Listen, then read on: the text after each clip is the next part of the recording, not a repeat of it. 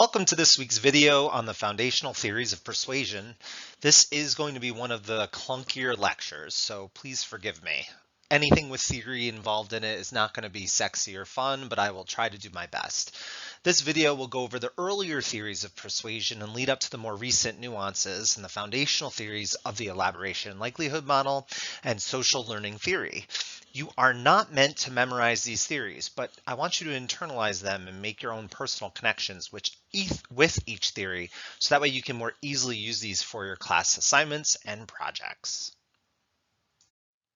Just a heads up on foundational theories of persuasion. Before we move any further, I want to highlight the most of contemporary theories stem from the workings of ancient rhetorical discourse, mainly that of ancient Greece and also ancient Rome. I do not want to give the impression that there weren't other rhetorical theories being espoused at that time from other civilizations, because there were. But for the purpose of this course, for the purpose of this specific concept, for the foundational theories of persuasion, we are going to be stemming from Aristotelian theory. And Aristotelian theory goes all the way back to the days of Aristotle, in which almost always will serve as a basis for modern day concepts of persuasion, especially in the context of this class. For those of you who are communication and rhetorical studies students and are enrolled in the program, usually your first year you will take a class called Concepts and Perspectives in Rhetorical Theory. It's labeled CRS 183. I had the honor of TAing that class when I was a graduate student many, many years ago. And I just wanted to give you a refresher on Aristotelian theory as it relates to persuasion in this class. And so when it boils down to Aristotelian theory, there are three elements that we use to pull apart or dissect persuasion. And those are pathos, logos, and ethos. And to remind everyone, pathos is the power of evoking emotion through language, imagery of voice, nonverbal cues to accommodate language. Pathos is what pulls at your heartstrings. It's what gets your, sort of punches you in your gut and gets you to feel something about the message that's being presented to you.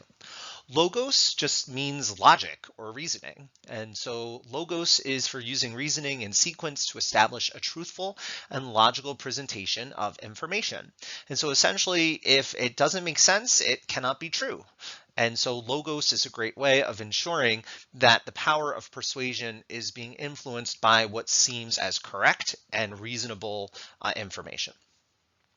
And then the third component is ethos. Ethos is establishing your credibility, exuding character, confidence, and exemplifying decorum. So when we think of ethos, we can think about all the things that make you seem like a reputable or credible speaker or message sender, if you will. So in order for persuasion to truly be enacted as it stems from Aristotelian theory, you must include pathos, logos, and ethos. All three of those must be present to enact persuasion. So there are some elements we should address with Walter Fisher's narrative paradigm. First, what's in a story? There are settings, environments, characters, both good and evil, other issues that create the drama of a story. And that's why people love stories so much, is giving our brain stimulation based on imagined and perceived actions. Think of drama and really what gets us compelled to listen in and intently believe in a story. That leads us to next, there are some elements that get us to believe in what someone is actually telling us. There are moments in a narrative, in a story, where we are meant to believe. But how does that occur? Evidence and data are provided to us in a variety of ways, whether it's through numbers or attributions with previous information. After all, in the immortal words of Judge Judy, if a story doesn't make sense, it can't be true. So in essence, how do we shape our own narrative? We do this by making sense of the world around us from others' stories that have been shared to us. We internalize them. We develop our own perceptions about what's going on personally and externally, but processing other people's stories helps shapes our own narratives. After all, Aristotle was most concerned with ethos. Of course, logos, or the logic of someone's story, is directly tied with the storyteller's credibility and character. We can also think of rational world paradigm as superseding the narrative paradigm. And the reason for that is that the rational world paradigm takes this a step further at helping us understand the importance of weighing out logic and looking at multiple dimensions to a story before making a decision based on that story, or essentially how we're even interpreting that story. So in the 1970s, sociologist Irving Goffman explored how people built identities based off the actions they performed in the real world. He also said this was on stage. That out in the real world, we're all performers on stage. This is a belief we call, quote, social constructivism, end quote, meaning that we create identities based off our own experiences and how we share those experiences with others through the art of storytelling, both verbally and performatively. So we can think of our ability to perform on stage, acting out in the real world, as more of a performative measure of how we are interacting with the real world. So communication can always be dissected or analyzed based on what we call, quote, frames. Each moment of communication, language, interaction can be a snapshot taken from your camera and broken down into frames, frame by frame. Every single frame is a form of communicative storytelling. So we can think of communication built up by hundreds, thousands, or millions of frames based on the length or the interpretation of that communication message. Stories are really the only ways humans know how to make sense out of the world around them. And through that, we call this world making, right? So through communication, language, social interaction, we're building the world and we're making and creating identities based off of those messages. The art of storytelling is so difficult because it really does depend on a million different variables: culture, language, age, sex, other demographics. But when we have the potential to master the art of storytelling, we can then leverage it to get what we want through the art of persuasion, which again makes the narrative paradigm a highly successful form of persuasive theory when we are thinking about enacting compliance gaining through storytelling. So you may be asking, what's the point of all this, Perrello?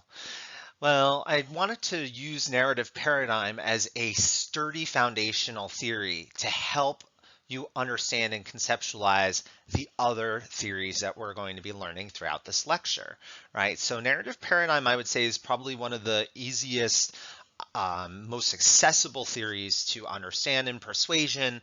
Let's use that as a way to define it based on its application, not just memorizing the social, behavioral, or cognitive theories of persuasion. Let's flush them out through applications. But for the purpose of this lecture, it's going to be very theories based.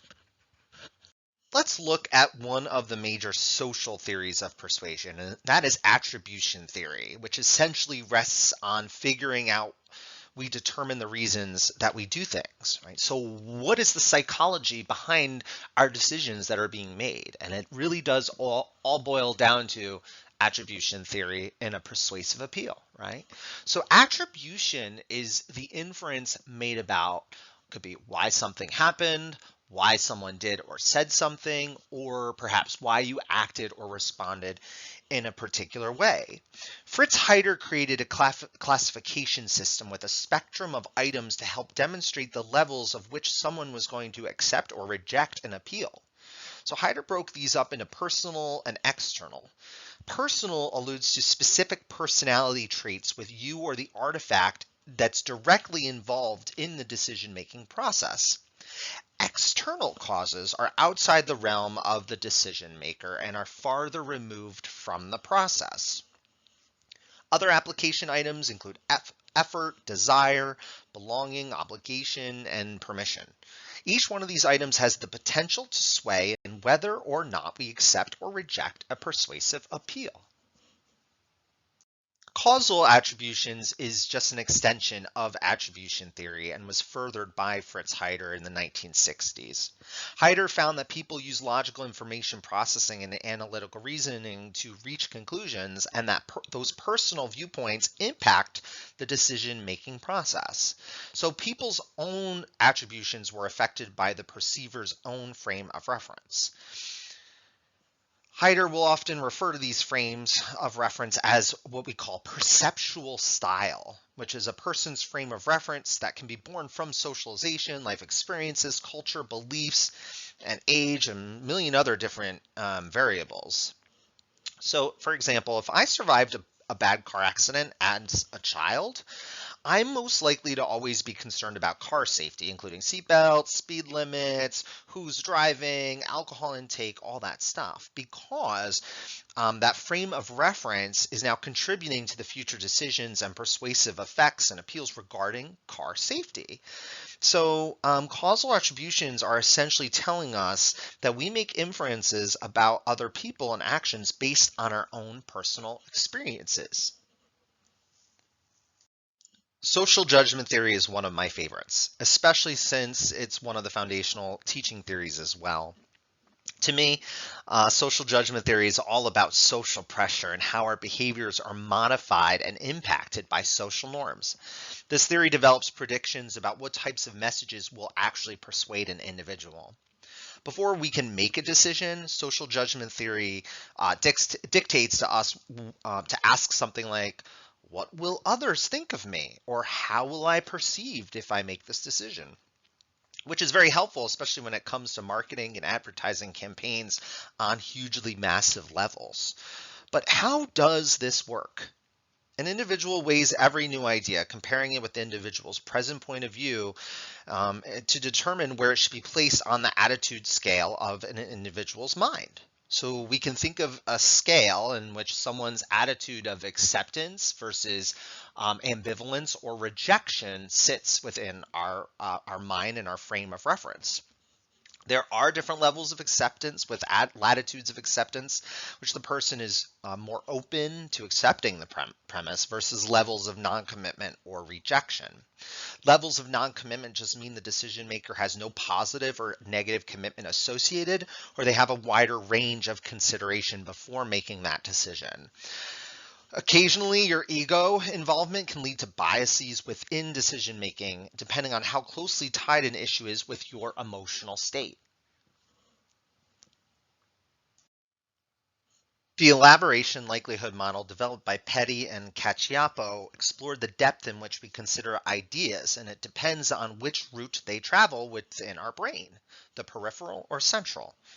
So a question we may pose is, how in depth are we thinking about an issue before we actually make a decision? It truly depends on the route we take within our own central nervous system, within our own brain schema. Do we want to stop and think intently about that decision, or do we want to appeal to a quicker decision-making process, whether it's based on convenience or severity? This will impact the elaboration method. So thinking about our central nervous system and how the brain functions is dependent on the elaboration likelihood model and its persuasive power. So the route that is used depends on how much message elaboration happens while processing the actual message. So message elaboration is how much a person has to think about a particular argument in a persuasive message. The central route is used when concepts and ideas relevant to the issue at hand are thought through more carefully. The peripheral route, however, is used when cues are not relevant to the issue and very little thought is used to process the message. So before you move on to the next slide, please note the difference between central and peripheral. The route that the persuasive message follows affects how much a person is persuaded and the strength of the attitude acquired. Enduring attitudes that won't change easily, are the result of deeper consideration of issue-related information, aka the central route. Attitude changes that are not enduring or easily changed come from non-issue related stimuli. That's the peripheral route. The most obvious cues that will lead to peripheral processing and return a quick decision are tangible rewards. What are tangible rewards? They could be money, social acceptance, time, safety, comfort. Peripheral cues also include speaker credibility. When a persuasive message is presented by a person or a company that we feel is credible or one that's closely associated with what we like or have interest in, it's assumed by the elaboration likelihood model that the message will indeed be accepted. In Bandura's social learning theory from the 1970s, we can see how observing and learning from others can socialize us to behave in certain ways and functions. Bandura's social learning theory is based on the belief that humans respond to the continuous interaction between their internal state and the social reinforcements that follow from their behaviors and consequences of those behaviors with others. We can usually notice cultural norms in communication broken by communication frames we think of as devious or bizarre. The Western world has our own fair share of ways to determine whether or not something is, after all, socially acceptable. Even more so now with social media and sharing experiences for larger audiences, to see can have an impact the way we make those decisions. Here is the easiest way to think of social learning theory. Is the behavior I'm demonstrating socially rewarding, or is it not? To recap our presentation on foundational theories of persuasion, uh, let's look no further. Persuasive theory quickly evolved in the late 20th century thanks for a big push for marketing schemes.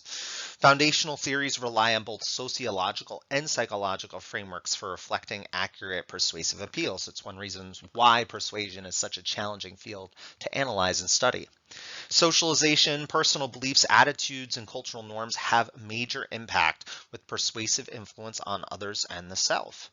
And finally, many other different theories we will explore later take these foundational principles and theories and they branch them out into more nuanced ideas as well. And they are appropriately aligned with other major aspects and themes within communication studies.